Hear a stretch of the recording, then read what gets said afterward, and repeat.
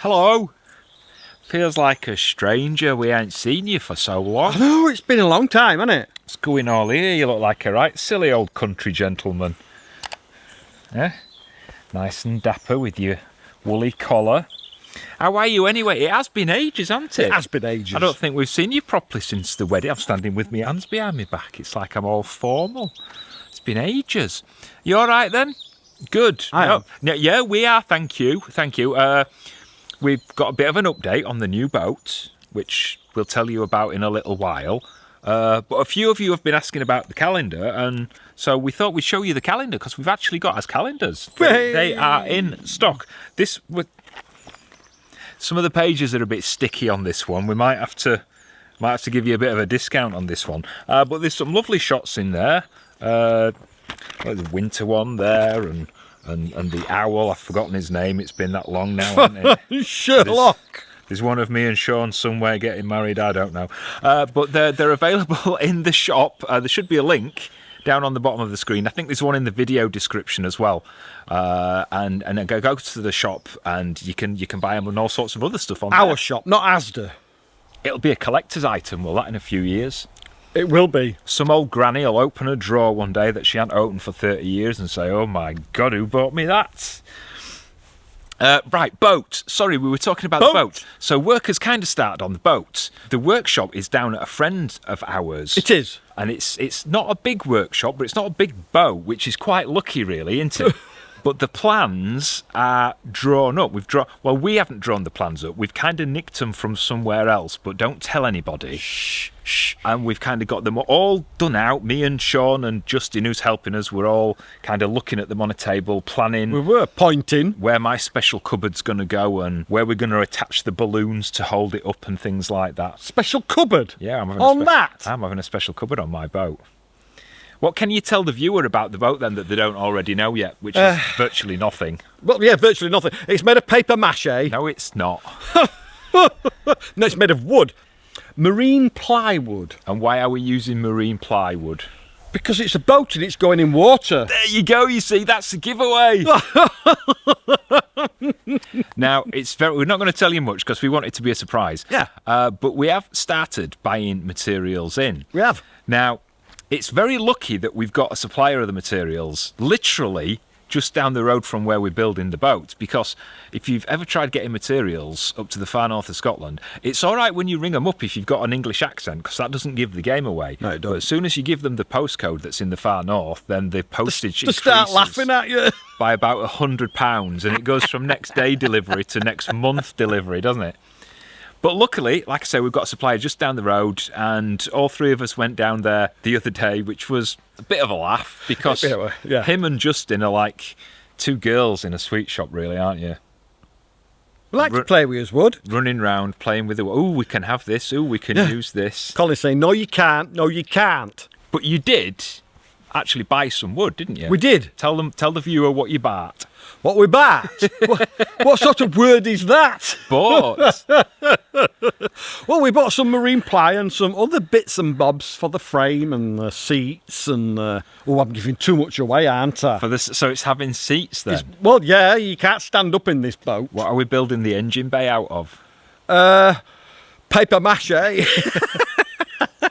So I noticed you were pulling like big sheets of plywood out. What's the plywood for? That's for the shell of the boat. Okay, so what's the difference between the bits of plywood you were pulling out and the big sheets of marine ply that... Oh, yeah. Oh, I see what you mean. You mean the thin ply. Yeah, because thin ply is we're going to make a template, because the pattern that we have is on paper. Right. And that won't last long. So we're going to make a template in case we need to make another boat. You can get wax-proof paper. Will that not float if you put the plans on that? Float. So anyway, they got all the wood, and luckily Justin's got a car which is a little bit better than ours. It's a bit bigger. It's like a little mini truck. It is. And you can put stuff on. So rather than spending £100 having it all delivered, they were able to lug it all onto the top of Justin's truck. And Justin only charged us £50. And then tied it up with the Ouija boards. Ouija boards, straps, bungee cords. That's why I keep No, getting there were straps. No, that's why I keep getting it mixed up. Bungee cords and Ouija boards. It sounds like the same thing, doesn't it? Yeah. See what I have to live with. So they were tying them down with ratchet straps, and then it was literally like a 2-minute trip back to the shed, wasn't it? No, it wasn't, no. Where they unloaded it very carefully. It's a good job, actually. It was marine ply, because it rained on the way back, didn't it? It did. So they got them back, and they're all now in the workshop, all nice and flat and laid out. And that's where we're at the moment, isn't it? It is. I'm We sorry. haven't got further. I'm sorry if you were expecting like a fully fitted, finished boat by this point. It's not happened yet. It is going to be a little while yet.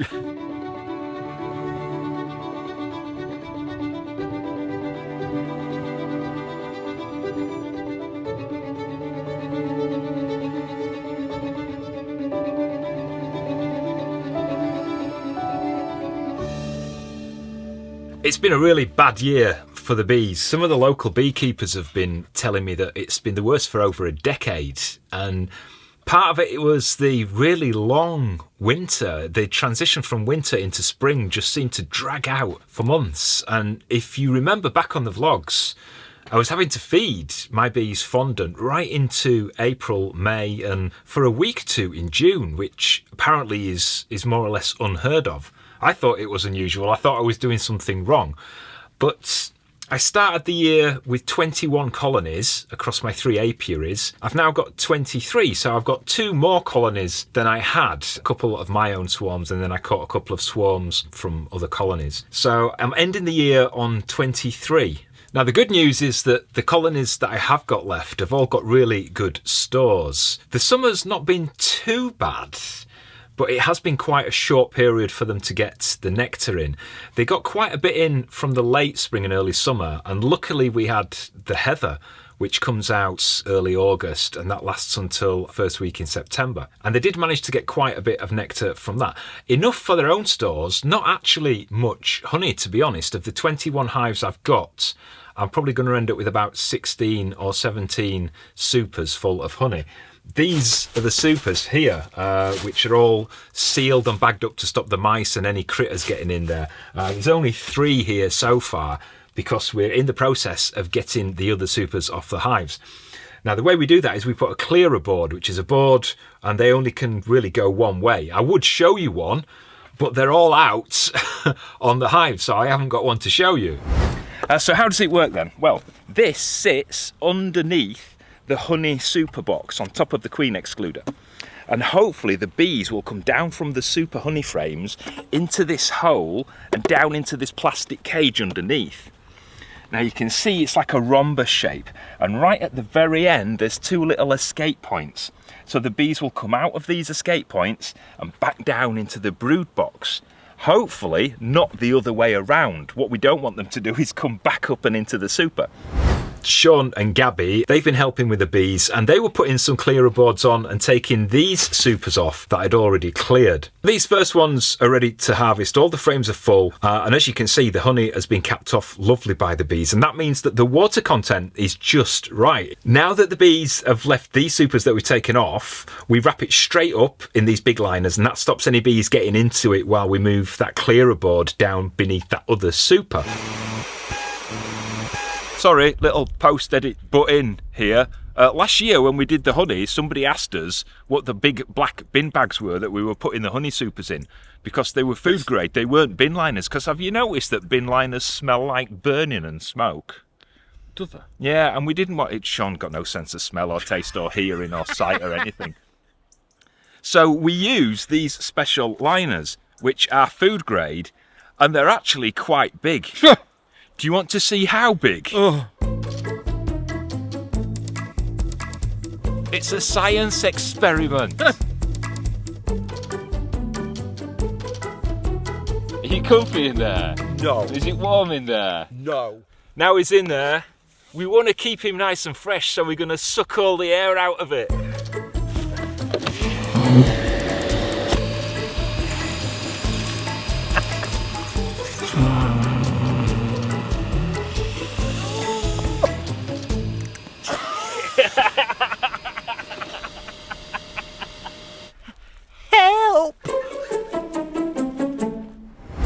Today I'm packing away these unused frames from the supers so that I can use them again next year.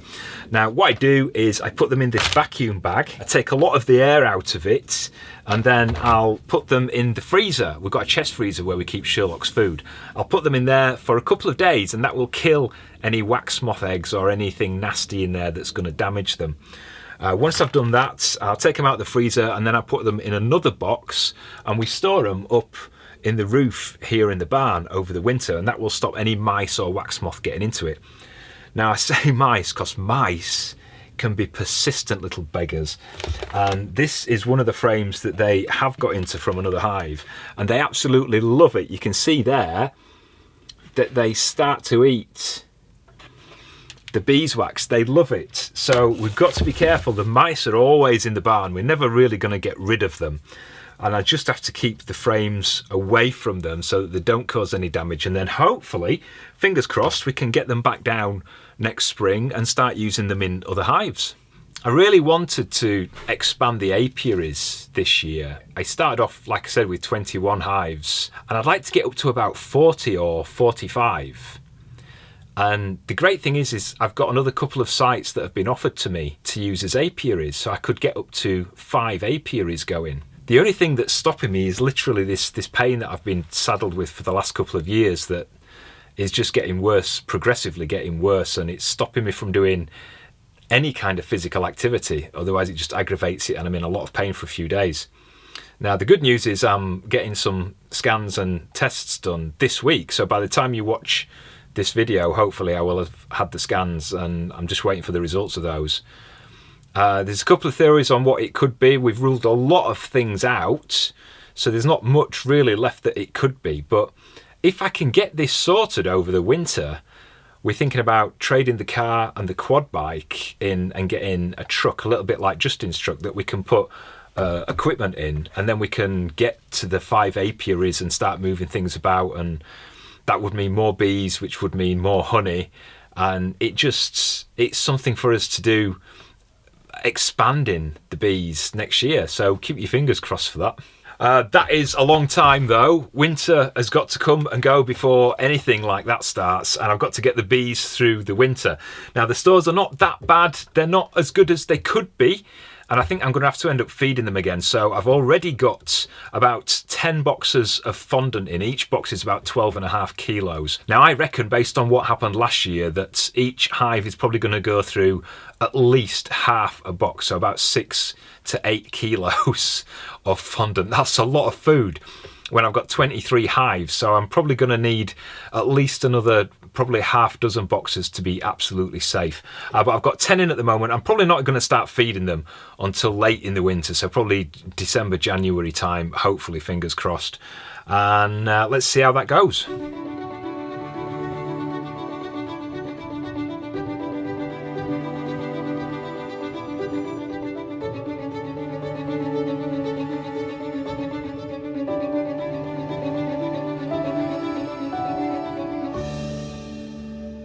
Doing? We're changing the bird feeders because these were cheap and they're not very good, and the crows have been and devastated them. They've just destroyed them. So I do have some new ones that the crows can't get into, and they're more sturdy. I have some new ones.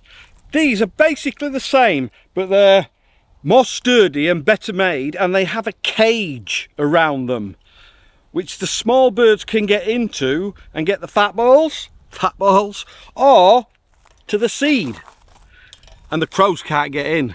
Can we try that out? Can I pretend to be a crow and have a go?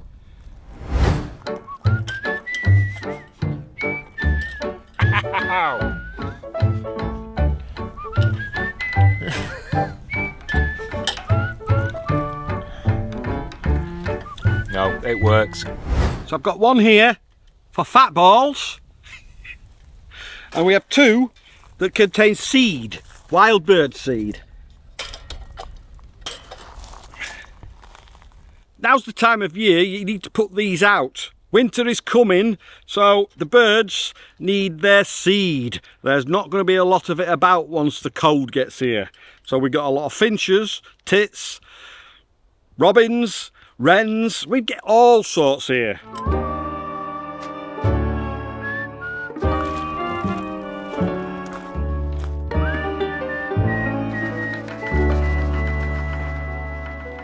Sherlock's been getting all his new feathers over the last couple of months, and in the last week or two he's looking really handsome again. Sat behind us, chilled. Because he did look a little bit dishevelled while he was molting and getting his new feathers, and I was a bit worried because there was a time when above one of his eyelids it looked like he'd been scratching and scratching, and luckily it was just where he'd been molting the tiny little feathers up above his eyelids. But he's dead chilled. People ask me, how does Sherlock cope in the autumn and winter when it gets really cold?